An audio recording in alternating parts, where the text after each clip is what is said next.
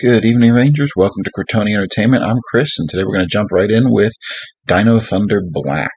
So we're going to go ahead and tackle one of the Tommy Olivers today, just get him out of the way. You'll see that we've primed this miniature. We didn't leave him the base black he comes with, even though the predominant color of this Ranger is black.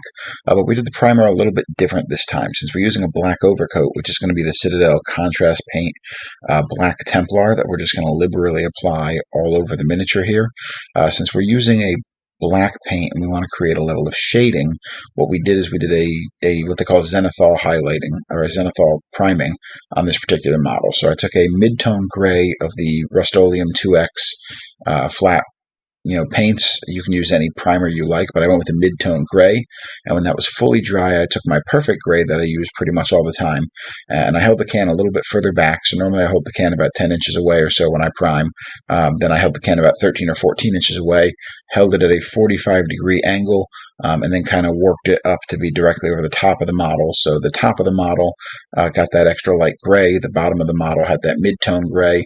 And now as we apply our contrast paint over it, you can already see right here that we're getting some of that gray popping through the black contrast.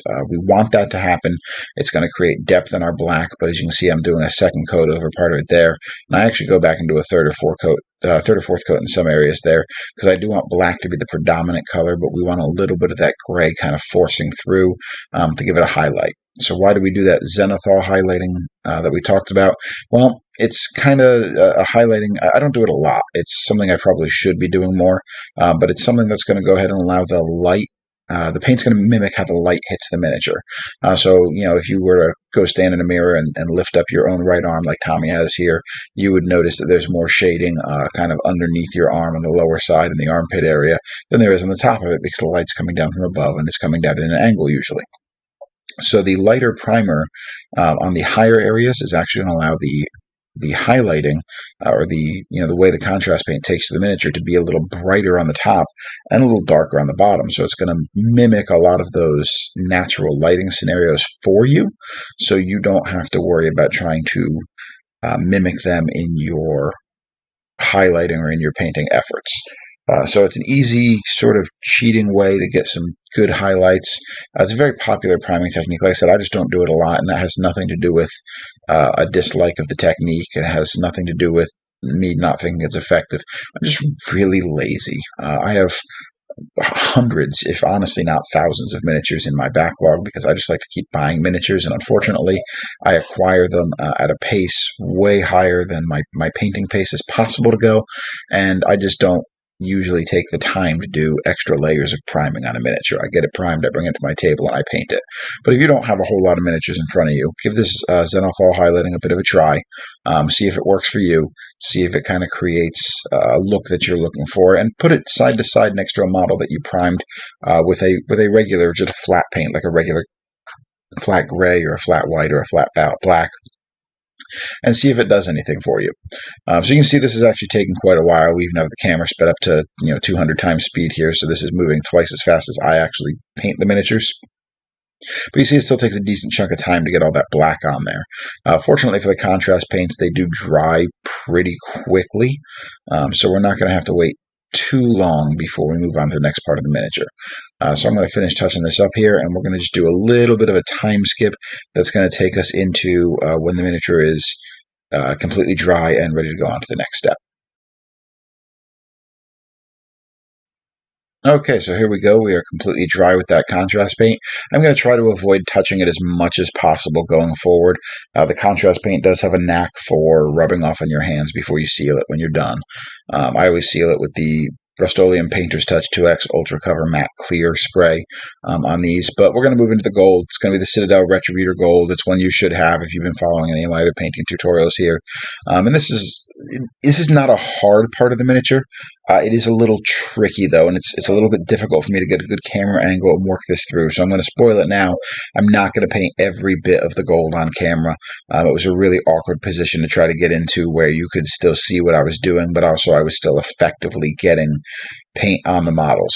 The nice part about a lot of these Power Rangers models is these type of trim details are raised up, so you don't really have to freehand them most of the time.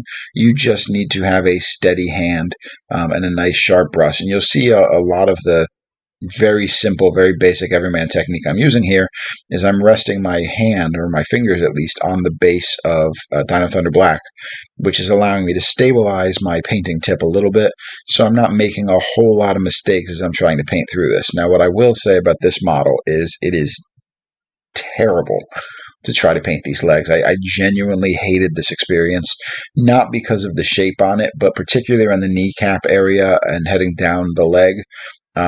These sculpts are not even.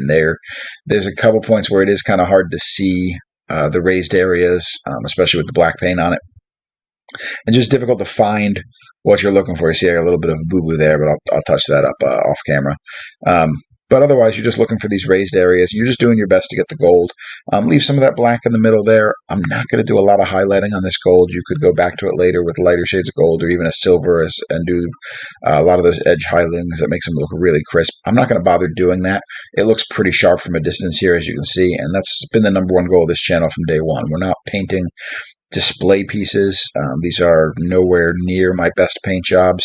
They're probably not going to be near your best paint jobs, but they're going to be very serviceable, and you're going to be getting a lot of play out of them on the table here. So the really complicated part is the visor, and I wanted to make sure you saw kind of how I did the visor here.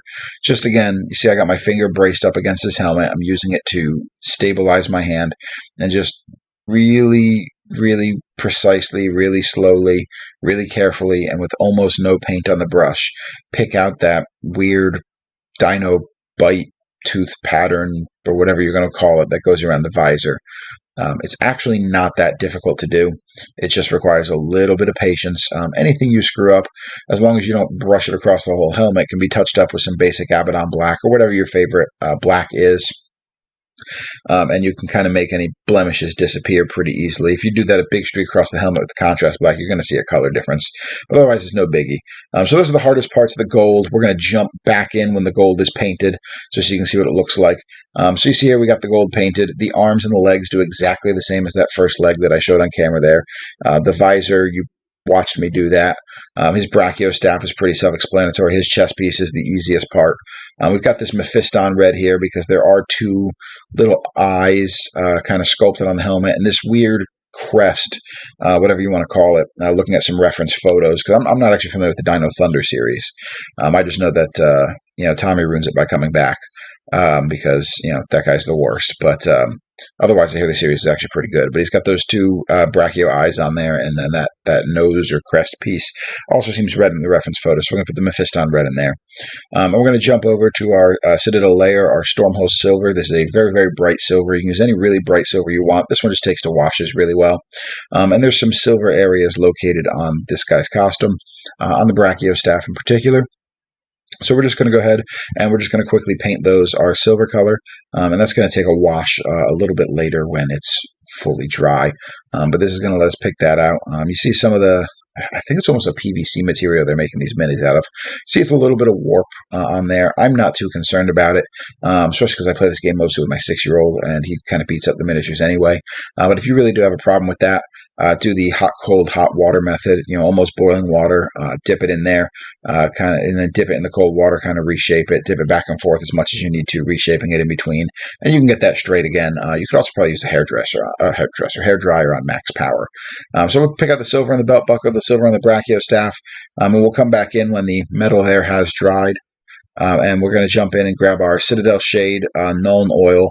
I was back and forth on this one. I could have easily gone with the Citadel gloss rather than the Citadel shade, but ultimately I decided on Citadel shade.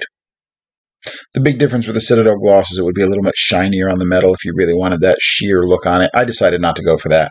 But anyway, we're coming into the end of the miniature here, so we're going to do what we do with all the rest of them.